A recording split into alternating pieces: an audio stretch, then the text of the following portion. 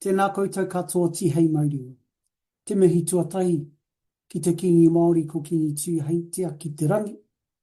O tira ki te ariki nui kuini ngā wai hono i te pō ki te whenua rire au pai mārire.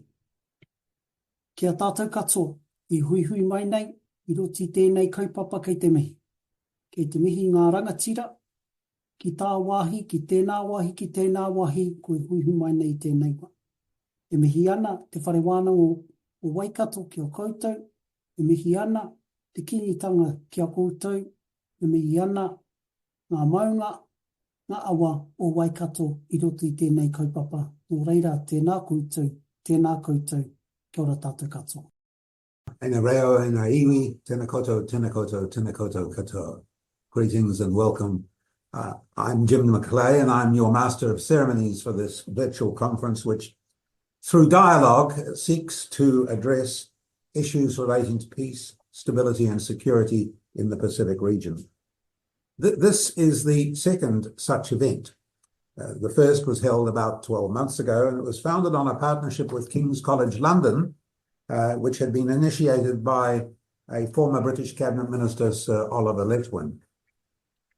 That conference provided an opportunity for a dialogue on peace and security in the Pacific region.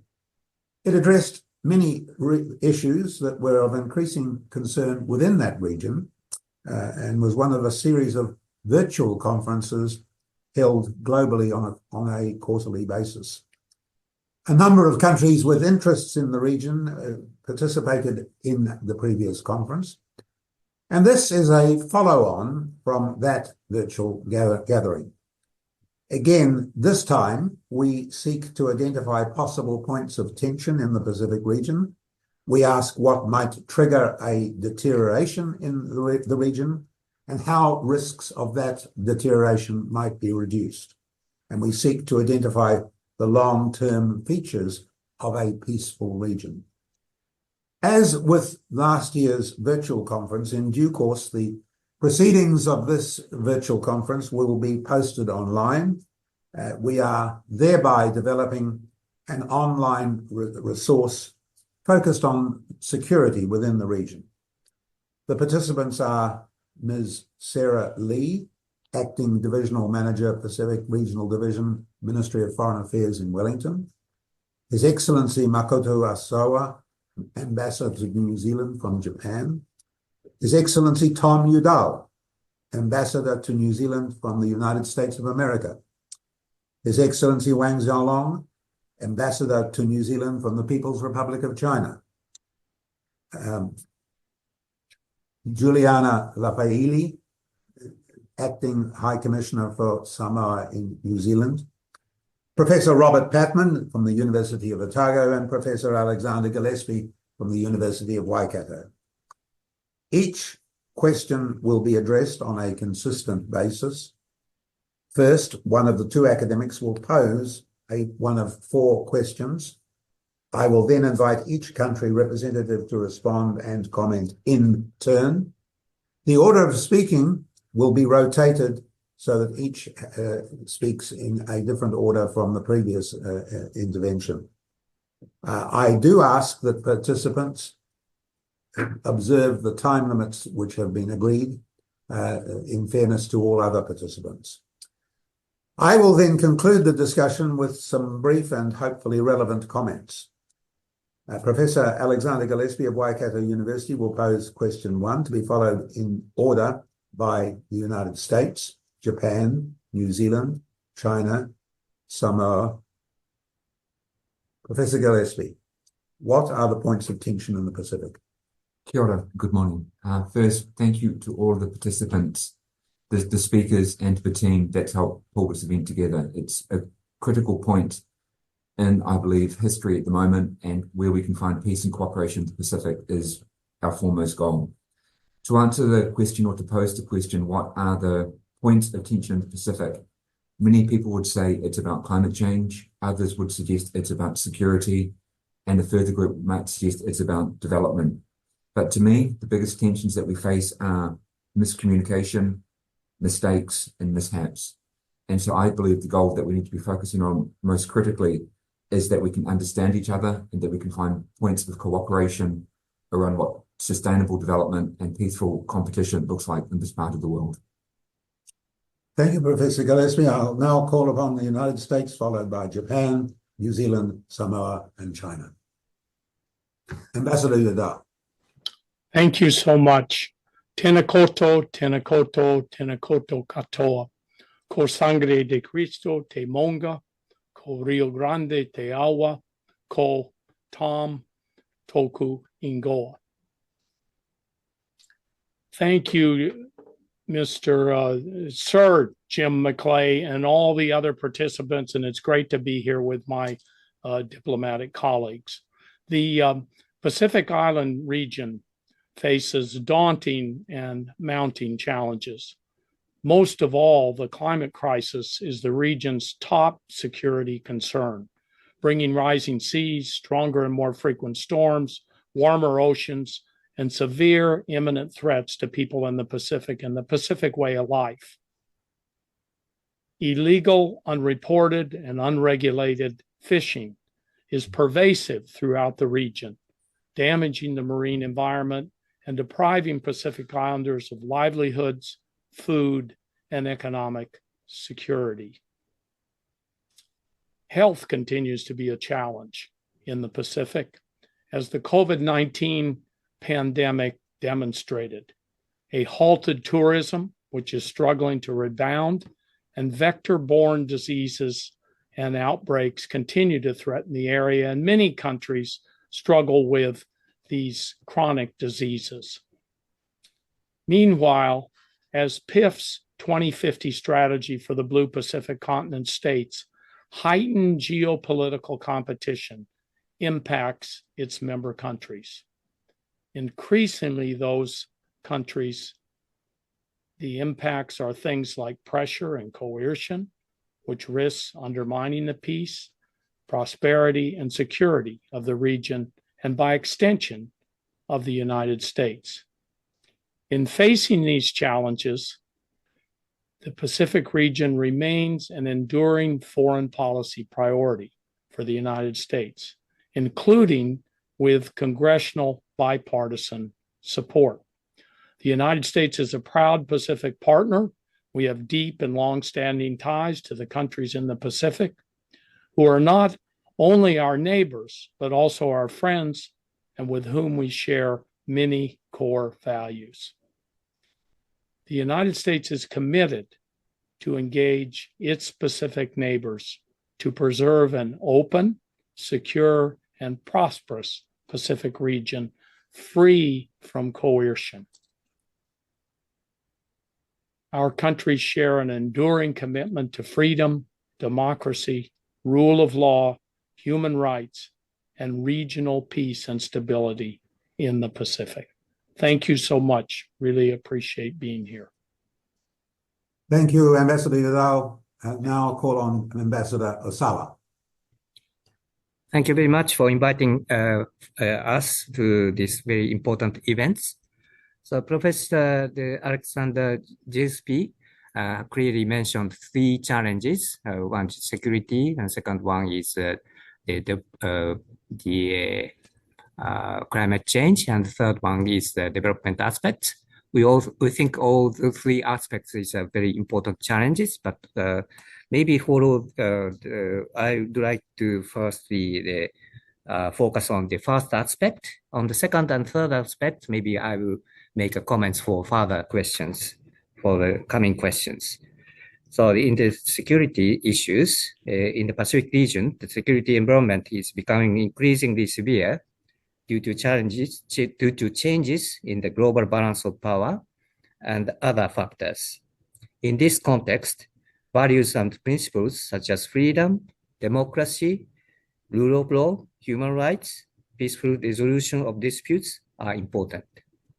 We also believe that this is important to maintain and strengthen a free and open international order based on rules in accordance with international law, including the UN chapter, so that the rights, freedoms, responsibilities, and sovereignty of all nations regardless of size or power, are protected by international law, rules, and norms. Wherever in the world, unilateral attempts to change the status quo by force or coercion cannot be tolerated. Japan is committed to maintaining and strengthening a free and open international order based on the rule of law so as to lead the region toward cooperation rather than division and confrontation. In order to avoid tensions, countries with important responsibilities for peace and prosperity in the Oceania region need to continue dialogue and close communication at all levels. Thank you very much. Thank you very much, Ambassador. And I now call on Sarah Lee. Tēnā koutou katoa, and let me add my thanks to those of the esteemed colleagues who have come before me, to you for organising this summit. The points of tension in the Pacific. Well, Pacific countries have identified the points of pressure and the points of tension in their region, and as Ambassador Udall mentioned, they have set them out in the 2050 strategy for a blue Pacific continent, and also in the Boy Declaration on Regional Security. And as you'll see in those documents, the Pacific defines security in a comprehensive and holistic way, with human security, health security, and food security as important as more traditional security challenges, such as cybersecurity or political stability. This broad definition is really important in the context of a region where still more than 20% of the population of many Pacific Island countries live in hardship. The Pacific is, as others have mentioned, of course, at the front line of the adverse impacts of climate change, which is threatening livelihoods and sovereignty. And in some cases, communities are facing existential threats as a result of climate change impacts. Again, as others have mentioned, the frequency of natural disasters is increasing and placing tremendous social pressure and economic stress in the region. 8 of the 20 countries in the world with the highest annual average losses as a share of GDP from natural disasters are in the Pacific region, our home region. We are now, of course, all acutely aware of the social and economic vulnerability of the region in the face of pandemics. The need to address all these critical development needs and limited revenue streams in much of the Pacific is resulting also in a growing debt sustainability challenge. The growing debt burden in some countries is limiting options for governments to be able to provide public services and respond to external shocks, and to also build the resilience of their economies. Access to natural resources is increasingly in risk due to illegal, unregulated and unreporting fishing, unsustainable extraction processes and climate change again, and this is threatening key revenue streams. Then we move to transboundary threats such as drug smuggling, wildlife poaching, cybersecurity challenges, which are requiring our region to work even more closely together on these shared security challenges. The nuclear legacy and unexploded ordnances is also an ongoing issue, particularly in the Melanesian and North Pacific regions. And within this context, the Pacific has, as others have said, become increasingly significant as a theatre for strategic competition, which has implications for regional security and also for New Zealand's interests. As our Deputy Prime Minister and Minister of Foreign Affairs, the Right Honourable Winston Peters, said in a speech in Port Moresby in May this year, the Pacific family of nations is not immune from shifts in the strategic environment. And he noted that since returning as Foreign Minister, he has been struck by the extent to which geostrategic dynamics have sharpened in the region. China's recent testing of a nuclear-capable intercontinental ballistic missile into the South Pacific nuclear-free zone, the first in 40 years, demonstrates how the strategic environment in our region is changing. While an increase in interest from countries outside the region into the Pacific prevents really important development opportunities and other assistance opportunities, it also does increase the risk of destabilization, taking a short-term opportunistic approach to engagement, and shifts the focus potentially away from Pacific priorities. Having said all that on geostrategic competition, I want to reinforce that as articulated by the Pacific Islands Forum, the unequivocal message from our region is that climate change remains the single greatest threat to Pacific lives and livelihoods. Just taking the opportunity to zoom out a little as well, there are concerning global trends that have the potential to impact seriously in the Pacific. Changes in the rules-based system internationally could reduce the strength of the Pacific's voice on issues that are vital to Pacific's interest. Shortening supply chains could have negative impacts on countries that sit at the end of those supply chains, like in our region. And finally, global challenges can and do pull international engagement away from the issues that are Pacific priorities, such as, again and finally, climate change. Thanks. Thank you very much, Sarah. I now call on Acting High Commissioner Lafaili for her contribution. Thank you very much. Excellencies, tēnā koe, tēnā koe, tēnā koe koutou. Talofa lava and a very warm Pacific welcome. We acknowledge the organizers, the University of Waikato's support and arrangements that has enabled us and facilitated this significant dialogue. We are indeed grateful for the opportunity to share our views relating to regional peace and stability in our region, and Samoa acknowledge with much appreciation the solidarity which has led to our convening of this summit.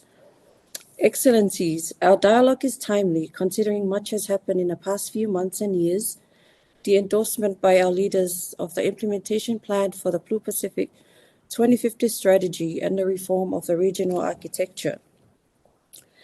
As our Blue Pacific leaders, we continue to advocate for our vision of a resilient Pacific of peace, harmony, security, social inclusion, and prosperity that ensures all Pacific peoples can lead free, healthy, and productive lives. We have been through some of the most challenging times. However, we have persevered to push for our values and commitments to ensure a safer Blue Pacific region. Our respective countries, which are already vulnerable, have been continuously subjected to the multiple global crises that are multidimensional and complex in their scope and nature. Regional security means different things to different people and countries. For some, security is putting food on the table, food security, sending children to school, and providing productive employment for our people. Other aspects of security, at least for low-lying Pacific Islands, is climate security. Then there is cybersecurity, and inevitably drug and human trafficking are gradually becoming increasingly prevalent in the Pacific, and just the thought of it is frightening and will pose another major security risk to our region, eventually a priority concern for most of us in the Blue Pacific. An example for Samoa, we do not have a defense force. We only have a small circle of development partners, all of which have specific comparative advantages, and they do not compete but complement each other. Samoa does not have a defense force, and even if we do, it will never have the capacity to protect us from external forces. We remain resilient and optimistic about our forward-looking economic and development prospects. Whilst cognizant of our shared security and development challenges in the Blue Pacific region, we trust in our collective strengths and unity as forum members, as framed and articulated by the 2050 strategy, and our respect for the sovereignty of each of our members. We continue to see unprecedented levels of bilateral engagement with several countries, driven by a range of interests in our region, including access to our Pacific Ocean and resources. The overlay of geopolitical competition further magnifies and complicates matters, particularly so in our Blue Pacific region. The increase in dynamic security challenges in our region is alarming, although climate change remains the single greatest threat to our security, well-being, and prosperity, and a critical priority for our region. It is timely that COP29 is underway, and we are hopeful that our joint alliance of small island states will continue strategic solutions, advocating and also for active engagement on this critical issue, We need to ensure that COP29 delivers on some of the crucial asks and ongoing push for urgent global climate action. While the world drags its feet on action, we continue to have faced the consequences. We acknowledge and reaffirm our united stance on the issue of climate change, and together we push for the needed outcome at COP29. As stewards of the largest ocean, the emerging threat globally around misinformation and disinformation leveraged by foreign and domestic actors may translate into a severe risk for Pacific social cohesion and political stability.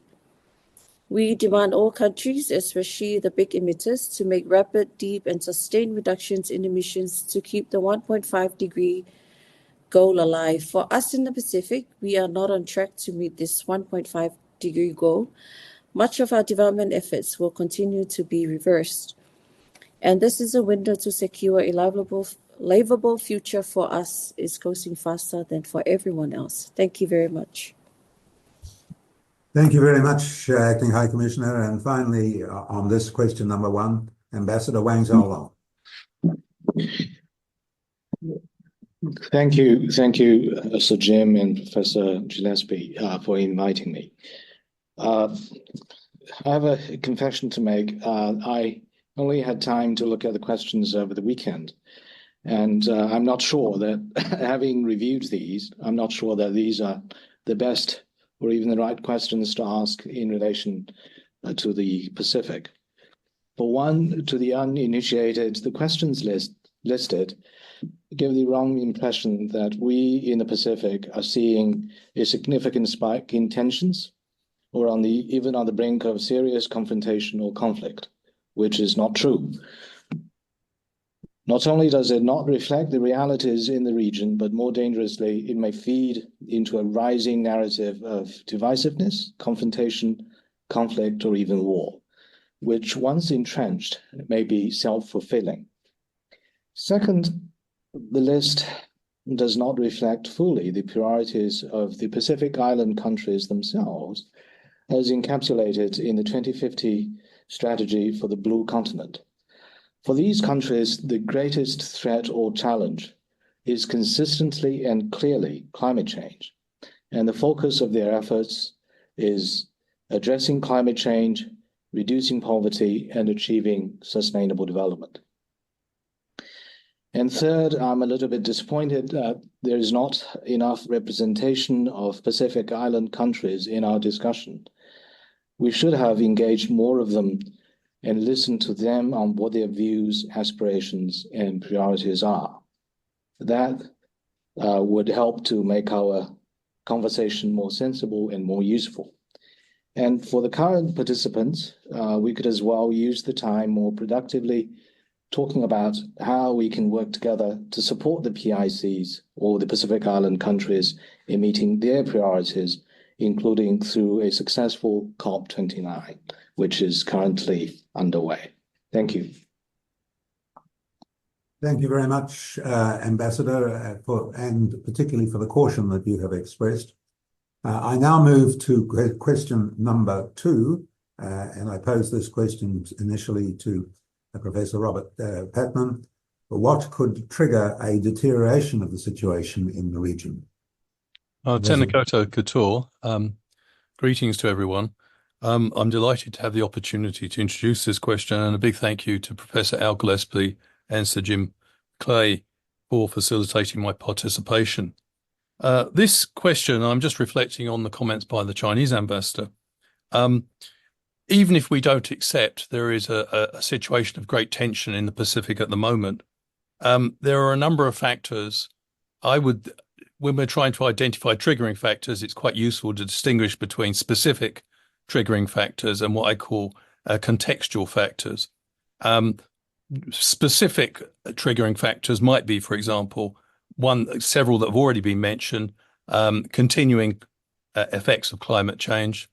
Another one might be escalating geopolitical rivalries in the region, or a contextual factor might be the erosion of the international rule of law, which facilitates tensions escalating rather than diminishing.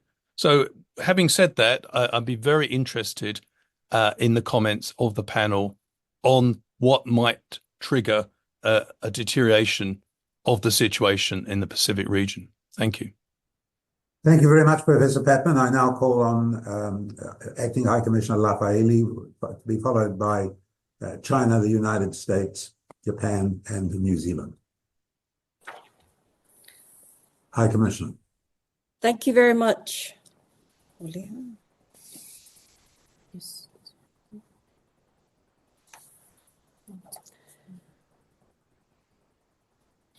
Geopolitical competition and geostrategic maneuvering will continue to shape the Pacific security landscape. In our region, it has continued to undergo significant developments in recent years, and an important aspect of this change is the increasing attention and engagement from major global powers. While the increased attention arising from geopolitical competition can be welcome for Pacific nations, it can also have a destabilizing effect on small island states and can be counterproductive to larger powers' attempts at gaining influence in the region. There is a significant risk that the prosperity of Pacific nations may become secondary amid this geopolitical tussles. In this context, it is important that we have a clear, coherent, streamlined, and responsive regional architecture that supports our collective political ambitions, challenges, and development needs, including an effective partnership engagement mechanism. With the 2050 strategy in place, we are now committed to and accountable for the delivery of our leaders' vision. We are weathering unprecedented times that calls for unity, solidarity, and strengthened institutions.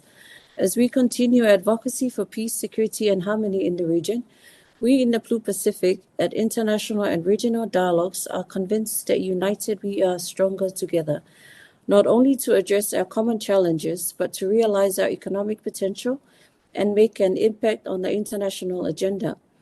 We also embraced effective, inclusive, and durable partnerships with shared values and goals that contribute to better the lives of our people. Thank you. Thank you very much, Acting High Commissioner. And I now call on Ambassador Jim McLay for his comments. Thank you. In relation to this particular topic, if there is any one issue that for us deserves our attention, it is the zero-sum Cold War mentality that frames the region in terms of great power competition or even rivalry. As a result, we're witnessing NATO attempting to extend its tentacles to this part of the world. We're also seeing the rise of exclusive blocs or even quasi-military alliances in the region, such as Quad, AUKUS, openly targeted at other countries.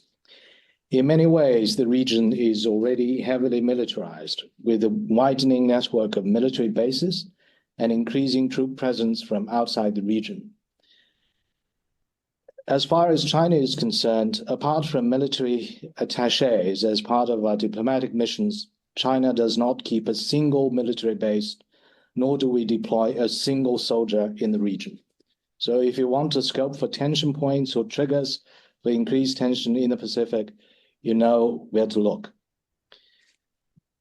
None of the above, the widening military networks, the rise of exclusive blocs, and so on and so forth, is anything the Pacific Island countries themselves want to see.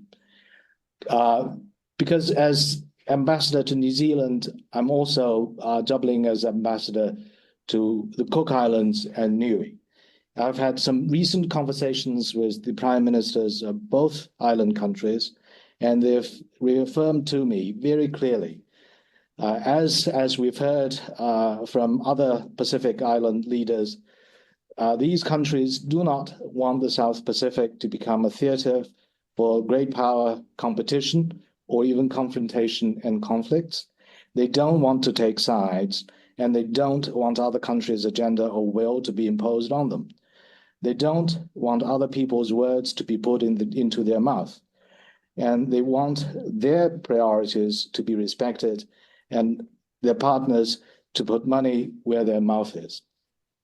If all our governments could truly understand and respect that, I think that would do a great service to peace and prosperity in the region. Thank you. Thank you very much, Ambassador. I now call on Ambassador Udall. The Pacific Islands are increasingly becoming an arena for geopolitical activity, making some countries vulnerable to debt diplomacy, political interference, and security ties inconsistent with the existing regional architecture. This competition could lead to increased militarization and security tensions in the region, a weakening of the Pacific Islands Forum and other regional organizations, the erosion of trust between Pacific Island countries and external partners, and heightened risk of conflict over resources or maritime sovereignty disputes. Insufficient action on climate change. The climate crisis is an existential threat to many Pacific Island nations. Failure to take meaningful action to mitigate climate change and support adaptation measures could result in increased displacement and migration due to sea level rise and other climate impacts, exacerbation of existing social and economic vulnerabilities leading to instability, loss of territory and sovereignty for some Pacific Island nations, increased competition for scarce resources such as fresh water and arable land, unsustainable exploitation of resources. The Pacific region's rich natural resources are attracting growing interest from external actors, raising concerns about unsustainable exploitation. If not managed carefully, this could lead to depletion of fish stocks and damage to marine ecosystems, threatening livelihoods and food security, environmental degradation and pollution from mining and other extractive industries, displacement of local communities and loss of traditional livelihoods, social and political instability arising from resource conflicts, weakening of regional institutions. The Pacific Island Forum plays a crucial role in promoting regional cooperation and addressing shared challenges. A weakening of the PIF or other regional institutions could result in reduced capability to coordinate regional responses to climate change, security threats, illicit finance, drug trafficking, exposure, and other challenges. A less unified voice for the Pacific in global forums, and diminished effectiveness in attracting development assistance and investment. And then finally, internal instability and governance challenges. Some Pacific Island countries face internal challenges such as political instability, corruption, and weak governance. A deterioration of these conditions could undermine economic development and social progress, erode public trust and create conditions for unrest, reduce capability to address transnational crime and other security threats, cause backsliding on democratic norms and practices that form the bedrock of Pacific Island countries' independence. Thank you. Thank you very much, Ambassador. Ambassador Osawa.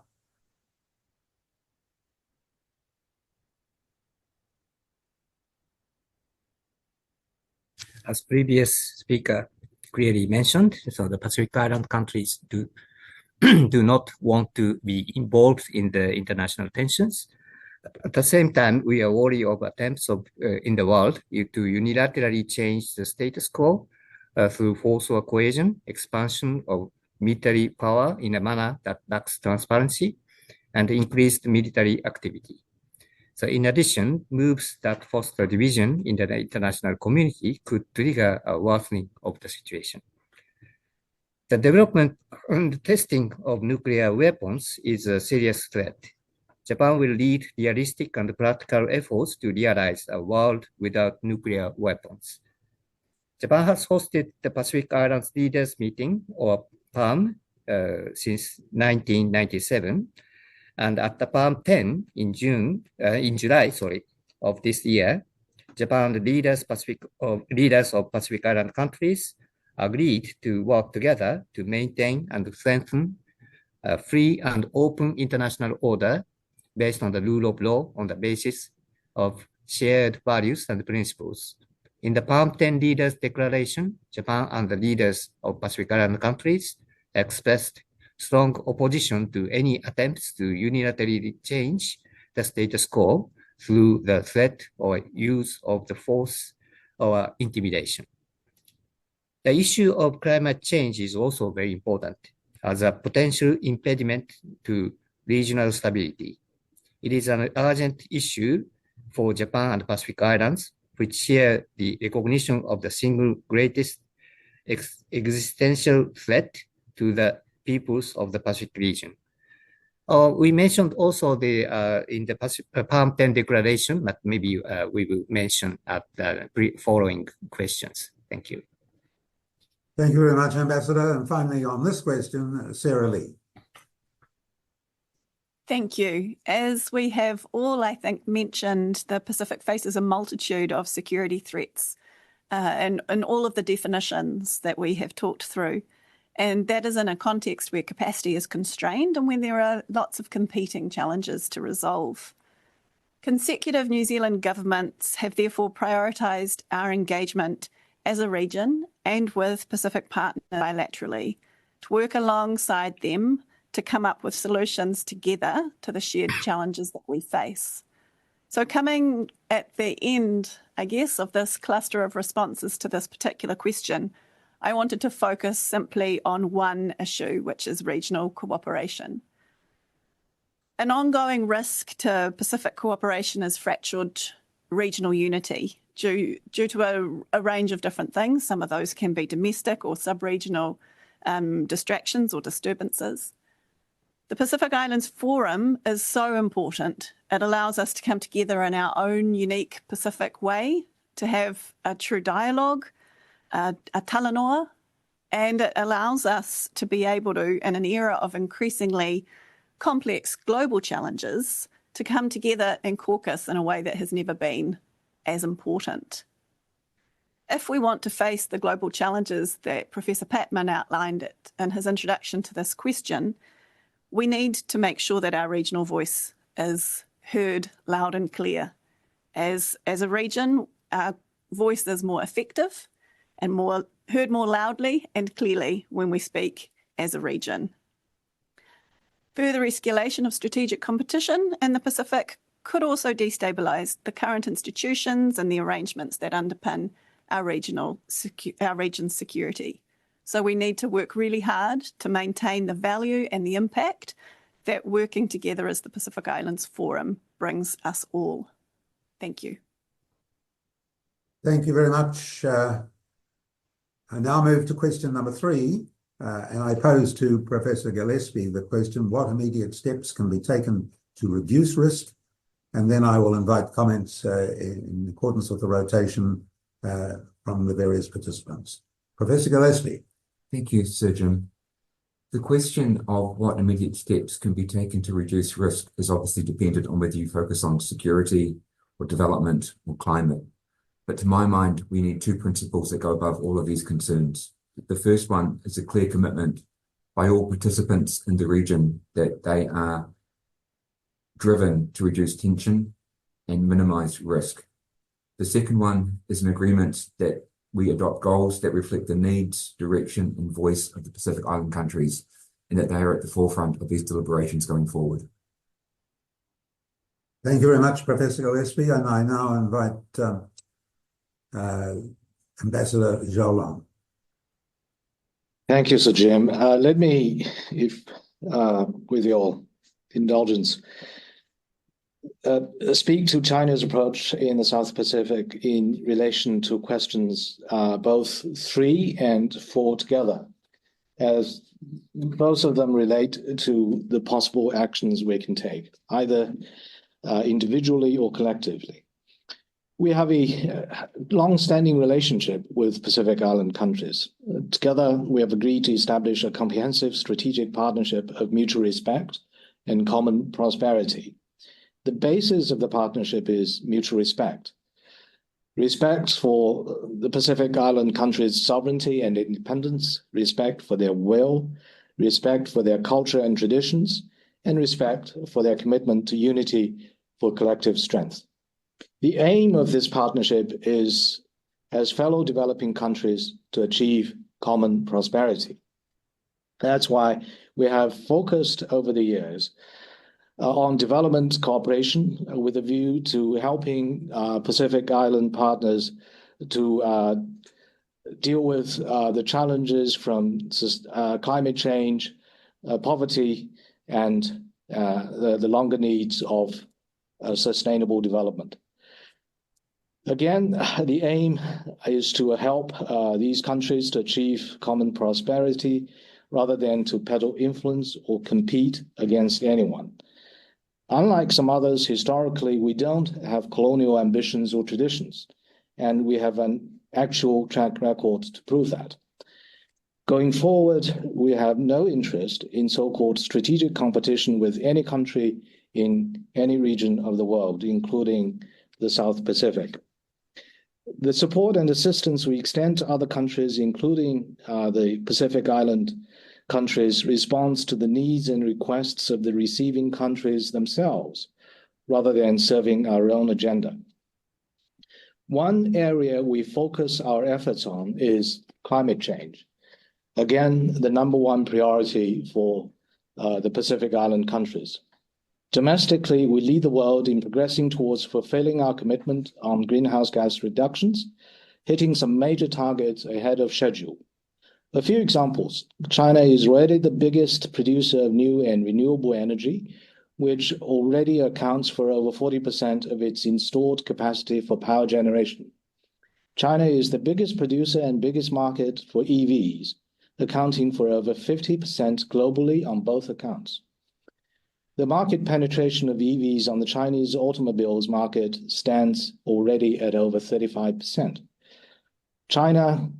Finally, China plants the biggest number of trees globally, accounting for over a quarter of increased forest cover in the entire world over the past 20 years. And internationally, we've been supporting our fellow developing countries, including Pacific Island countries, through South-South cooperation, including Belt and Road Initiative cooperation. We do that by building up the infrastructure to improve connectivity, power growth, and enhance resilience against climate change and other natural disasters. By opening up our markets, a more recent move is to provide all these developed countries with quota-free and tariff-free access to Chinese markets for their export. And we do that by providing climate change-specific assistance through financing, training, and helping Pacific Island countries with accelerated green energy uptake. In doing so, we don't attach political strings, impose our will on others, or make empty promises. When we make a commitment, we do deliver. And we're glad that our contributions are helping to make a difference in people's lives in Pacific Island countries. And we won't apologize for enabling these countries to get more attention and thus leverage more resources from other partners as an unplanned and almost accidental part of the impact of our cooperation with these countries. Our only hope is that all the other partners of the Pacific Island countries could do the same by providing support and assistance to the Pacific Island countries through concrete actions in the pursuit of their own priorities. Our cooperation with Pacific Island countries is advanced both bilaterally and through multilateral and plurilateral mechanisms, including the China PIC Center for Climate Change Cooperation. We also stand ready to explore with other partners opportunities for tripartite or multi-party cooperation. And in this connection, we'll welcome the proposal from the Deputy Secretary of State, Kurt Campbell, at the recent Pacific Island Forum meeting. And we're ready to explore such opportunities with the United States and any other partner to help together the Pacific Island countries to meet the challenges they face. But let me also, before I conclude, made a brief comment on the regional architecture. The existence of multiple, sometimes overlapping mechanisms in the region is a reality that has evolved over many years. Each has its own raison d'etre, and each has its own strengths and weaknesses. They should be, and often are, complementary, while coordination and consolidation is necessary and useful. They're not mutually exclusive, and they shouldn't be used as instruments to exclude or target other countries or mechanisms. If that is the case, it would be counterproductive and very wasteful. While China advances our cooperation with PICs, again through the China PIC mechanism, we also acknowledge the important role of the Pacific Island Forum in the regional architecture. We've been, for many years, a dialogue partner and supported the operation of its secretariat, both politically and financially. Going forward, we'll continue to do so. Thank you. Thank you very much, Ambassador. I now call on Sarah Lee. Thank you. So I agree with the previous comment that actually the challenges here are both immediate and intergenerational, or the response to the challenges are both immediate and intergenerational. So that the comments that I make in relation to this question 3 and the question that comes up as number 4 need to be taken together. In response to the challenges in the region, New Zealand has been lifting its engagement by deepening its partnerships with Pacific Island countries and coordinating efforts with other donors. As non-forum countries look to strengthen their cooperation with us, we need to make sure that that cooperation is done in a manner that is Pacific-led and serves the needs and the interests of forum members first and foremost. Supporting Pacific-led responses to regional issues is also a key way in which we can embed the key principle of the Waikato Declaration that the region has the collective capacity and commitment to make its own, to meet its own security challenges. As our Minister, the Right Honourable Winston Peters, has said himself, an immediate increased effort to coordinate support for the region is needed. This has started, but like-minded countries in the Pacific must improve their coordination and also raise their ambition. This means helping the region address the social and environmental priorities set out in the 2050 strategy, which I've been so pleased to hear all of us talk about today. Partners must also ensure that they're working with the Pacific values and interests as their drivers. And there may well be times when we need to advise partners to change behaviours that demote Pacific priorities, interests and values, or our commitment to democratic norms in the region. Thanks. Thank you very much. Acting High Commissioner Lafayette. Thank you very much. For Samoa, we believe a united stance in the global arena through implementation of relevant decisions is key. An example for us in the Blue Pacific region is the support by our partners of some of the Pacific Islands Forum Leaders Declaration, such as the Declaration for Preserving Maritime Zones in the face of climate change-related sea level rise. This is a priority for the Pacific, and with members who are coastal states, we must catalyze the initiative to work collectively to build wider international support, including through adoption of similar practices to create a global norm for preserving maritime zones. The Piketawa Declaration, the Boer Declaration, the Rarotonga Treaty, the Oceans of Peace, 2023, which will be further discussed by leaders in the next fifth meeting.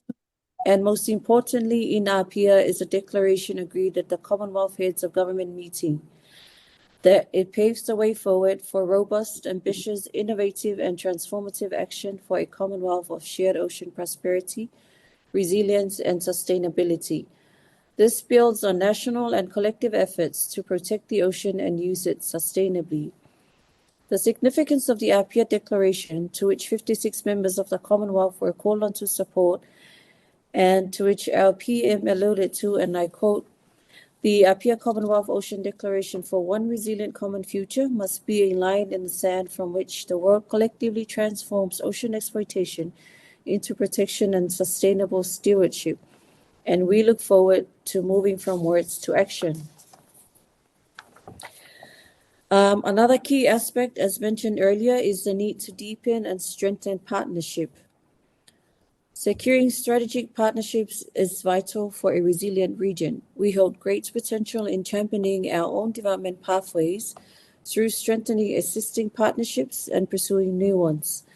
We must look at intra-members, partners, and cooperations and move beyond donor-recipient relations. And with our partners, the focus should be for genuine and durable partnerships that are sustainable and where we sit as equals. Excellencies, the ocean is central to our identity and our livelihoods, and our future as large ocean states. The ocean also unites us. It sustains us and the world. A resilient ocean means one resilient planet and a resilient region. We must protect, preserve, and sustainably use the ocean and the resources therein. Marine pollution, including plastics, must be curbed and eliminated. We also seek greater economic development, especially in the wake of COVID-19 pandemic, which devastated tourism-dependent economies for all the Pacific. We need better protection for our oceans and fisheries resources, including bolstering local capacity to combat illegal, unreported, and unregulated fishing. Optimizing our strengths in our engagement with our partners and relevant international organizations and in multilateral financial institutions can bolster our efforts in supporting our development aspirations.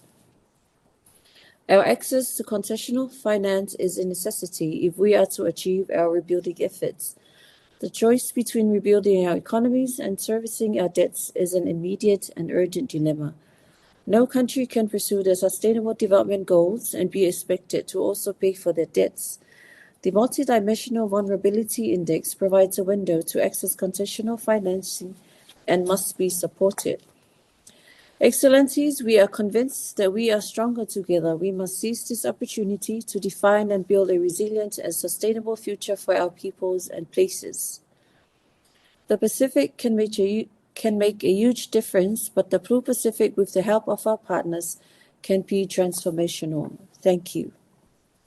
Thank you very much. The High Commissioner's plea for the ocean reminds me that we in the Pacific don't just call it an ocean, we also call it home.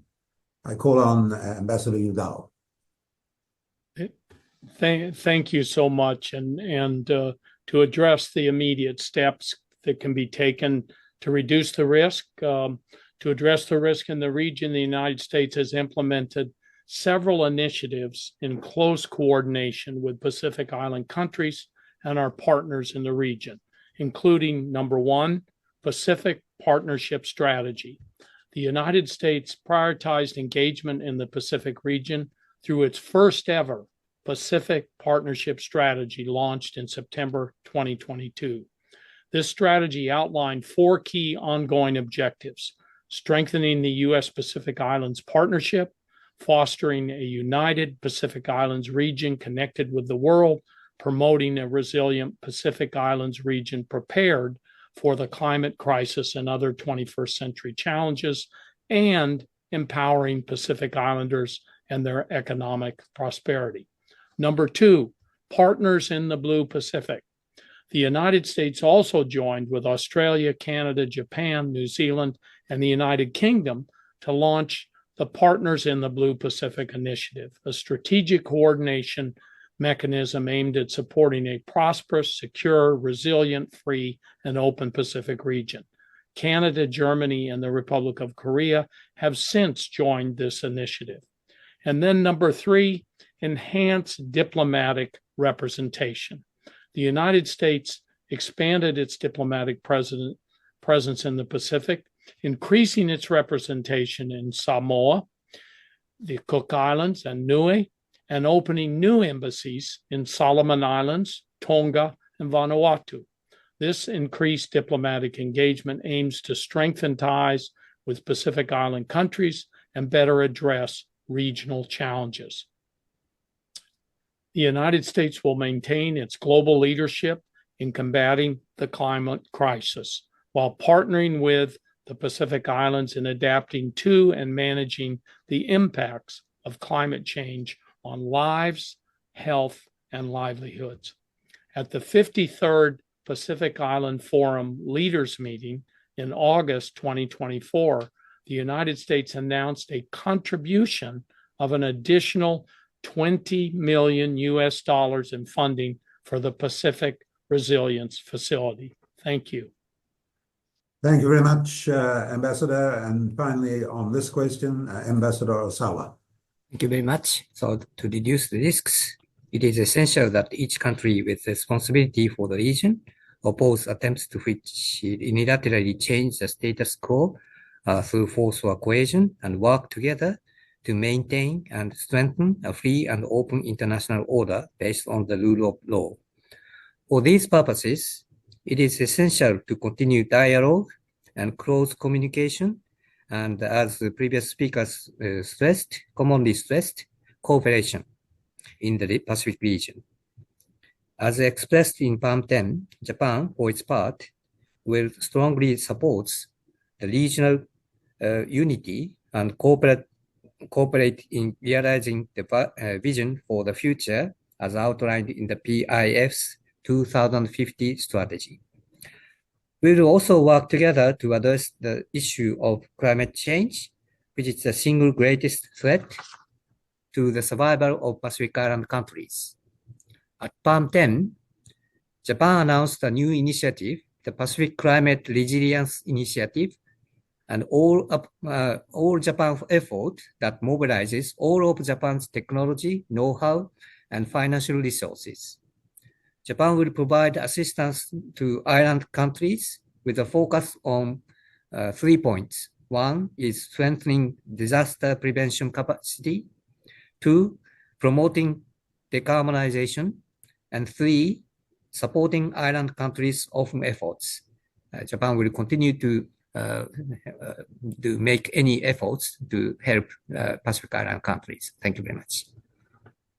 Thank you very much, Ambassador. I now turn to question number 4, which I will pose to Professor Robert Patman and then to the participants.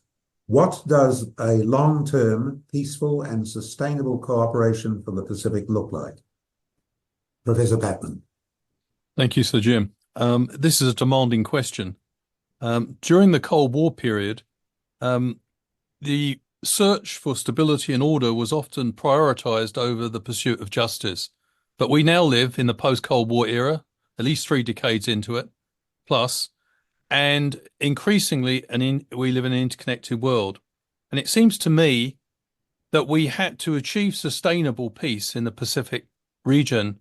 We have to reconcile what is seen as injustices on the ground in the Pacific with wider imperatives for global order. And to do that, I think the voice, and this point has been made repeatedly by other speakers, so I'm not saying anything original here, I think the voice of the Pacific Island nations must be heard and respected and must be articulated with agency. I now look forward to the comments of our esteemed colleagues. Thank you very much. Now to Ambassador Osawa.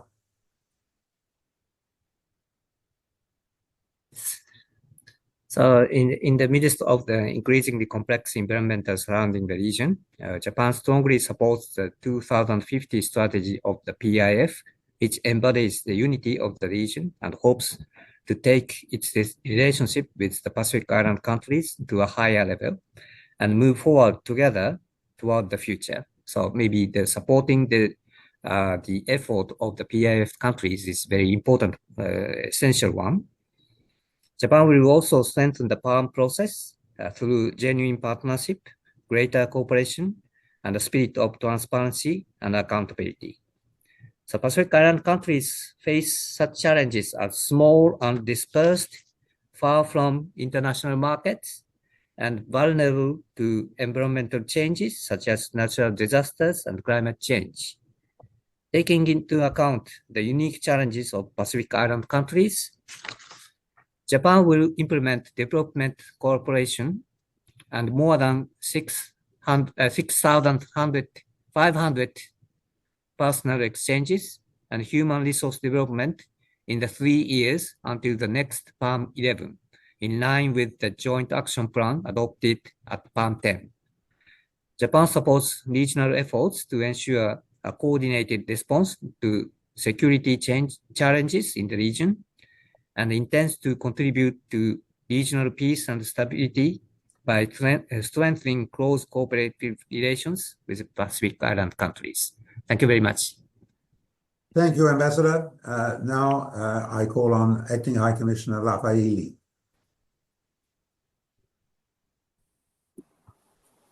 Thank you very much, Excellencies. For the Blue Pacific, our high-level response lies in the implementation of the 2050 Blue Pacific Strategy, endorsed by the Pacific Islands Forum leaders in July, Its long-term vision, values, and thematic priorities to ensure sustainability and a resilient Pacific region of peace, harmony, security, social inclusion, and prosperity resonate with the strategies we continue to advocate for. For Samoa, our national strategies focuses on empowering communities, building resilience, and inspiring growth. Employment rate is increasing as well as the number of tourists entering the country since pre-COVID and reopening of our borders.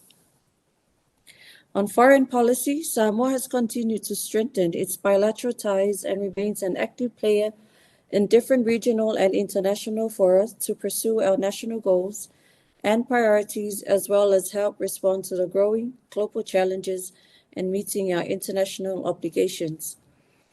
From Samoa's experience, we successfully hosted CHOGM. In 2023, we took on the role as the new chair of AOSIS from 2023 to 2024, and we also hosted the Samoa Agreement signing of our new partnership framework. These commitments not only maintain Samoa's leadership role in championing Pacific and SIDS priorities, but also to play a more active role in shaping the agenda and approach at the multilateral arena through UN and also other international organizations. Regional stability has never been more critical to maintain peace and security, prosperity and well-being of all Pacific peoples.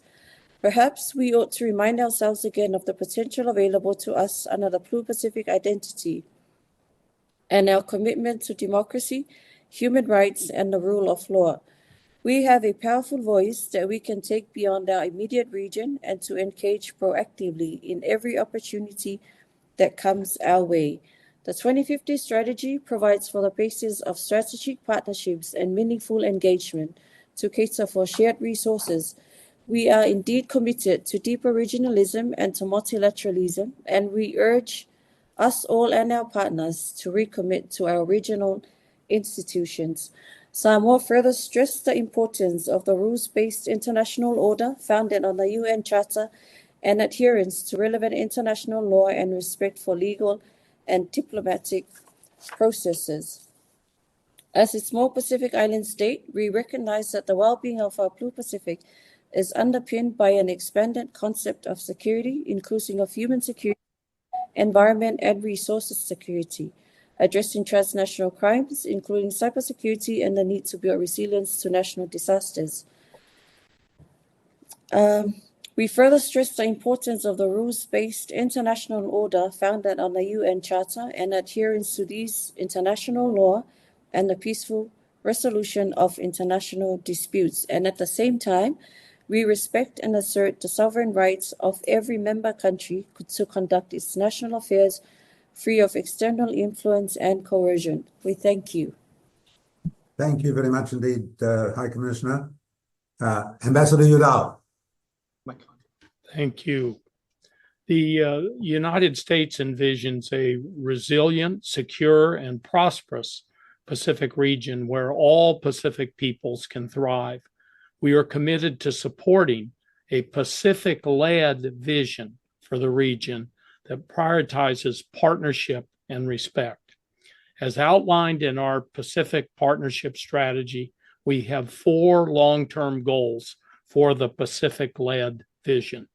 Number 1, a strong U.S. Pacific Islands partnership.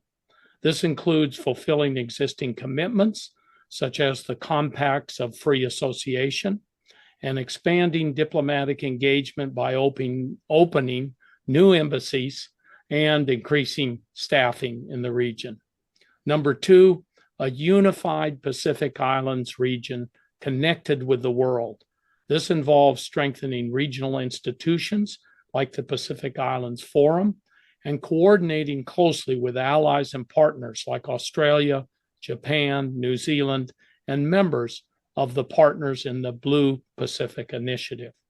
Number three, a resilient Pacific Islands region prepared for the climate crisis and other 21st century challenges, recognizing climate change as the most significant threat to the region.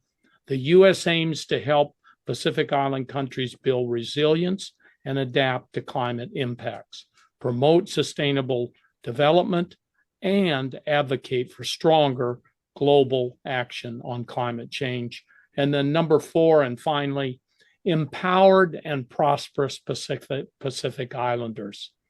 We are committed to increasing trade and investment in the Pacific Islands, expanding people-to-people ties, including through the Peace Corps.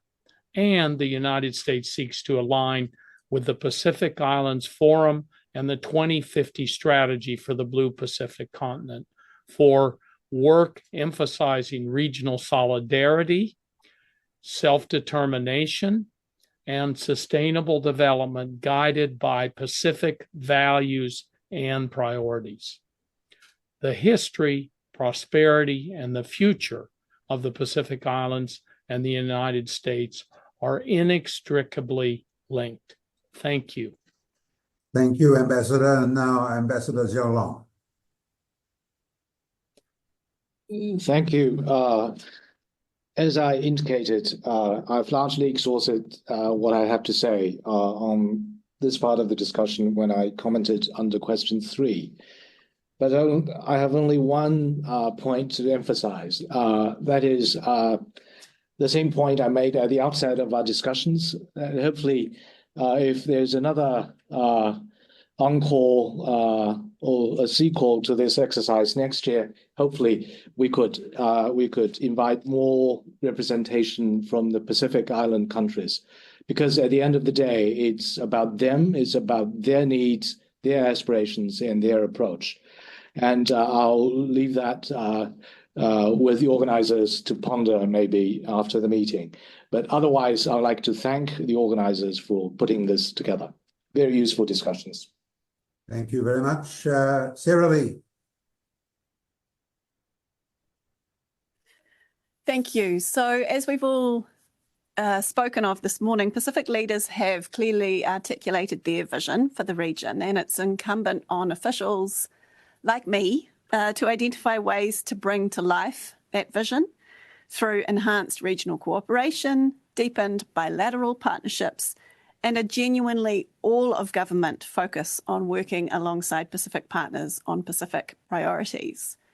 We in New Zealand see ourselves as having an absolutely non-discretionary interest in working with Pacific partners to bolster their resilience, identify solutions together, and work to address the variety of security challenges that we've been discussing this morning. But in response to the question about what long-term and peaceful cooperation looks like, I wanted to focus a little on not what we will do, but how we will do it. New Zealand's approach to long-term, peaceful and sustainable cooperation is as follows. It's cooperation that respects the priorities of Pacific partners. It's co-investment that supports Pacific countries to exercise their independence and their agencies in their own territories. It is capacity building efforts that are co-designed with Pacific partners and contribute to their resilience over the long term. And it is engagement with partners and by partners that is consistent with our interests and values, undertaking transparently and with a focus and supporting of good governance.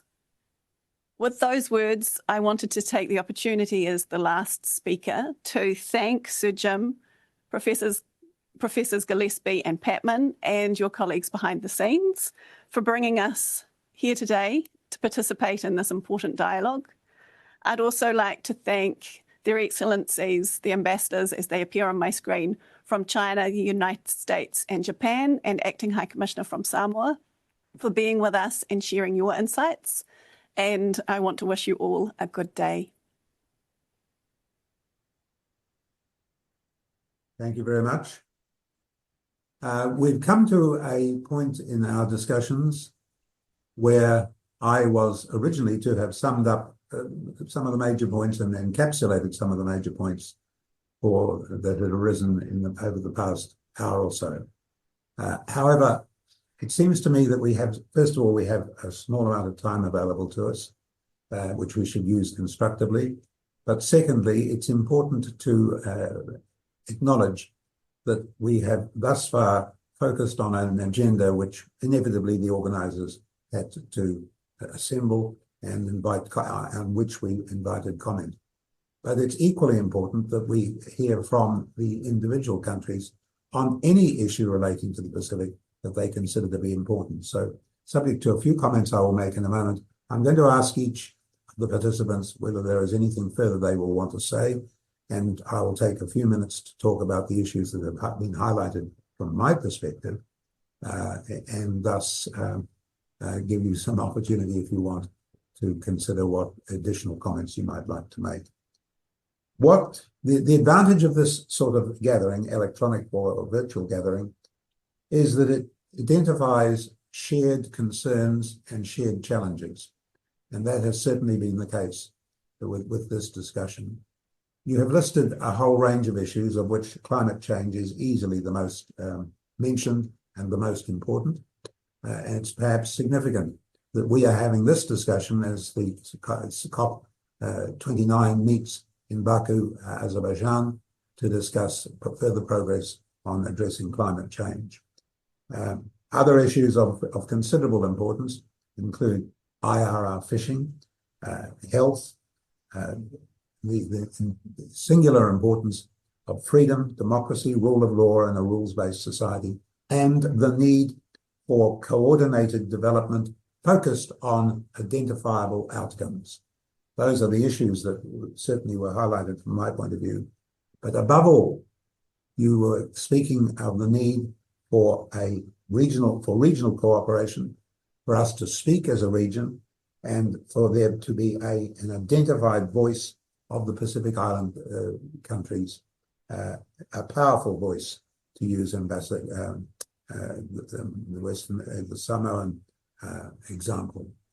So with those comments, I'm going to work my way down the original list and ask whether any of the participants wish to make some additional comments on any issue, not dictated by the questions, not dictated by what others have said, but simply express a view which will, I hope, become a corner point for our future discussions of this nature. So I start, if I can, with Ambassador Udall. Do you have anything you wish to add? Sir Jim McLay, thank you so much for leading this effort. And I just want to thank all of our esteemed colleagues that have been on this discussion for your contributions and everything that you have done to try to move these issues forward. And let me say, your 4 questions were, I believe, very, very insightful and focused us on the important issues in the region. Now, let's be frank with everybody and be candid. There are big, big challenges in terms of what's going on in the Pacific. And as we've heard, climate change is an existential threat, and we all need to focus on that. Geopolitical competition, another big challenge. Illegal fishing, transnational crime, human trafficking, economic prosperity. Big, big challenges. And I think the solutions are, and our goals are for a resilient, secure, and prosperous region, working together as a region through existing groups like the Pacific Island Forum. And I'd really underline that. There's a strong architecture here. Everything I've been doing in the 3+ years I've been here is try to strengthen the Pacific Island Forum. The United States will play our part through our Pacific Partner Strategy. We look forward to working with Pacific partners to achieve their vision for the region through the 2050 strategy.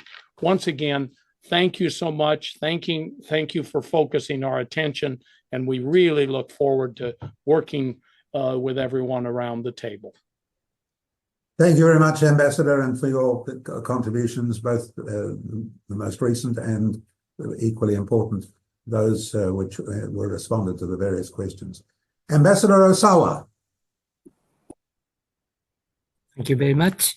So maybe I have nothing to add. So maybe Japan would like to continue to be good friends for the Pacific Island countries, and we will continue to have the Palm 10 meeting with the Pacific Island countries, and the cooperation with other important partners is also very important. We would like to continue to do that. And lastly, thank you very much for Sir Jim McLay and other professors, and to invite us to such an important meeting. Thank you very much. Thank you indeed, Ambassador, for your contribution and for Japan's contribution to the region. Sarah Lee. Thank you again, and I think I've said most of what I wanted to. Your questions allowed us to talk through the full range of challenges that we see in the Pacific region and how we are working together to address them. I did want just briefly to tautoko the comments of the Acting High Commissioner from Samoa in relation to the importance of oceans issues, and to congratulate her government for a really successful hosting of the Commonwealth Heads of Government meeting in late October, where those issues were really importantly, which provided a really important spotlight for those issues. So given I hadn't focused in my answers on those environmental and oceans issues specifically, I thought I'd take this opportunity to tautoko. Kia ora, thank you. Thank you very much. I think we can all echo your comments about CHOGM and its successful hosting by the government of Samoa, a singular achievement of which the Pacific can be very proud. High Commissioner Lafayette. Thank you very much for the opportunity, Excellencies, and also to our facilitators. We are very grateful for the opportunity given to us, and we also acknowledge the kind assistance of all our partners for the assistance provided to Samoa, which enable us to successfully host CHOGM. We are also grateful for this opportunity to participate, and we note the importance of the support from all our partners. And if we would like to acknowledge the comments made by the Chinese ambassador, it will be very appreciative, perhaps for the next forum, to invite our Pacific Island colleagues so they can contribute to this very important dialogue. Once again, thank you very much for this opportunity, and we wish you all a good day today. Thank you.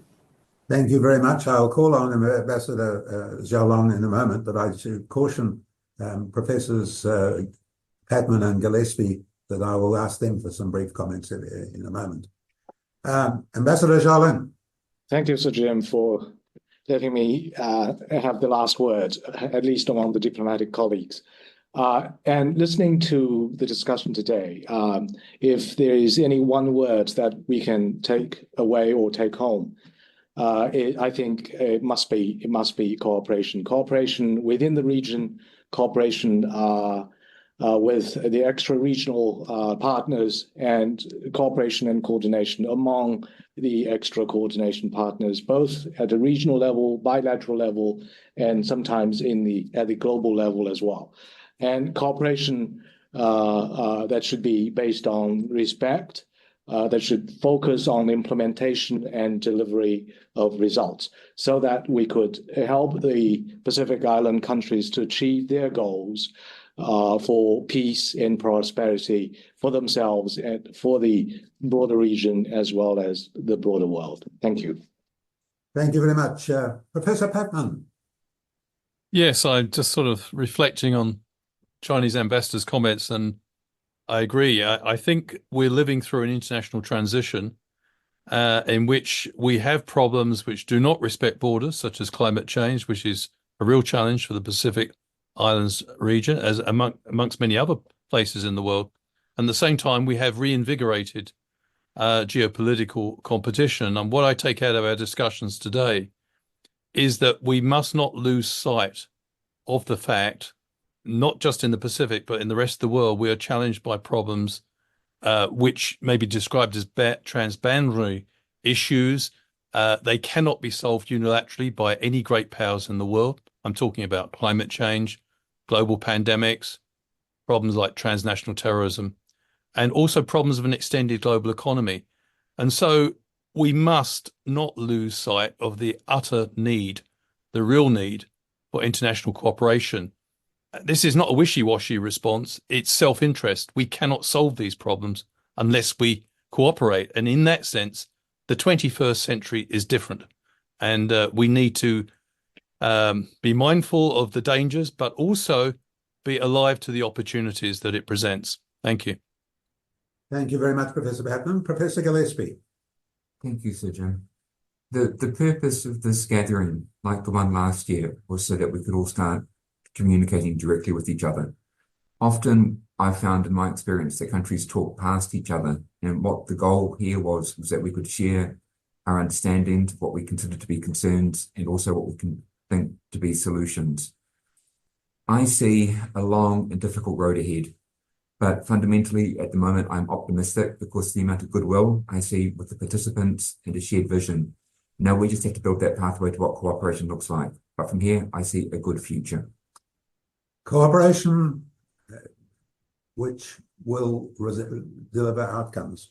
I think cooperation, in fact, should be a byword of these discussions, but it must be cooperation focused on outcomes. You can measure it, you can manage it, and that should be the challenge.